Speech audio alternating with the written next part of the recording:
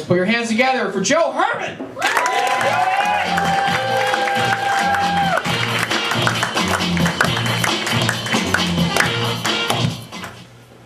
I have Asperger's syndrome.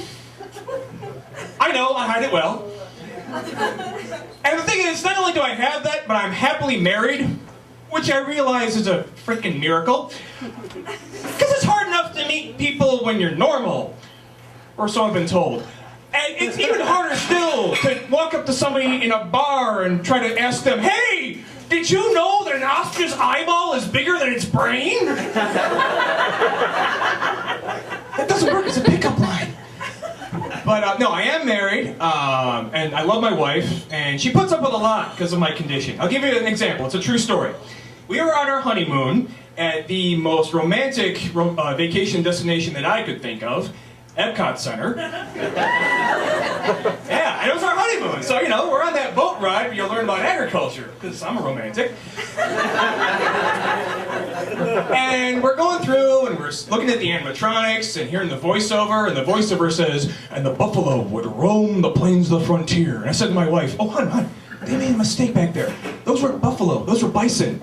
She said, "Really?" And I said, "Yeah, really? You can tell because the way the horns curl around, that's a bison. If it was a buffalo, they would stick straight out. And actually, the term American buffalo is a misnomer. There's really no such thing as the American buffalo. Buffalo only live in Africa and Asia. Bison are indigenous to North America." And she said, "We're on our honeymoon. Can you turn it off for 5 minutes?"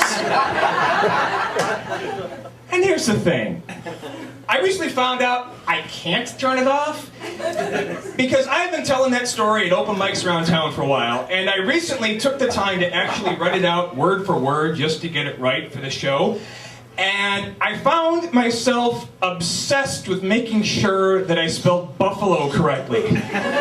I was sitting in front of the laptop thinking, okay, is it 2 F's and 1 L, or 1 F or 2 L's? And God damn it, why can't spell check work? I have to get this right. Nobody's going to read this thing except for me. It's just my own news, but this is important, God damn it. So what I'm trying to say is that I have a whole deep, dark rabbit hole of social dysfunction going on. So just be glad that Kwaczala only gave us 5 minutes each. Otherwise, I would unload on you people. And my wife is actually here tonight, so feel free to buy her a drink. Feel free to buy her a drink, because she has to sleep next to this. But our marriage so far is full of stories like that. I actually proposed to my wife at the Museum of Science and Industry in front of the big U-505 submarine that they have. And if you've never been there, some of you have been there. If you haven't, you gotta go. You gotta go. It's awesome. You walk in, and it's huge. It takes your breath away. And they stop you, and they take your picture in front of it. And so they started to take our picture, and I got down on one knee, and she started to cry. And so we have this beautiful photo of the two of us having this moment, except that in the background, there's a giant Nazi submarine.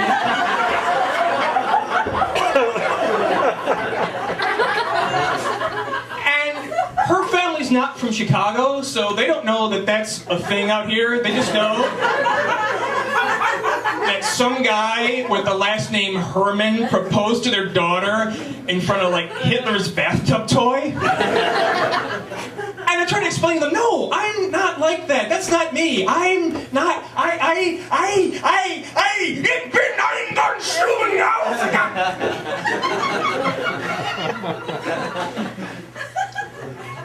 Who wants to go?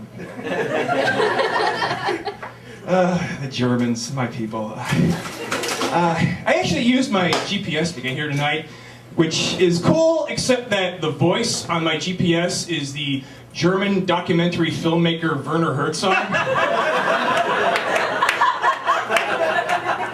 If you wish to reach your destination, turn left in 2.5 miles.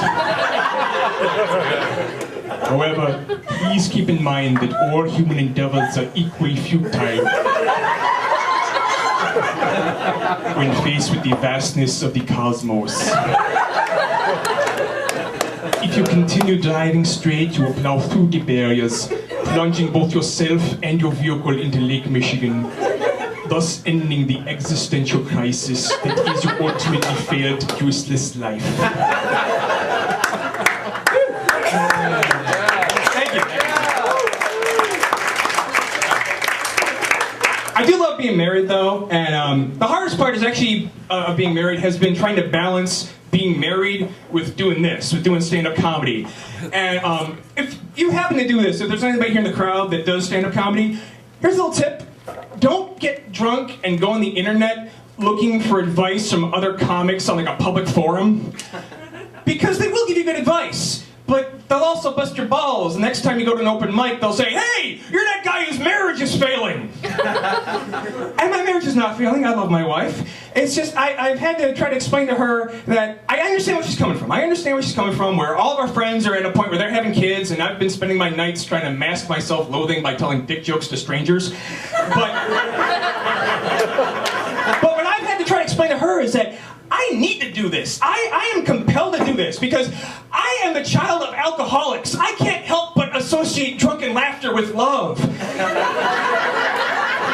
I don't care if I bomb. I just don't want the crowd to beat me. Thank you very much for not beating me. Thank you, Joe.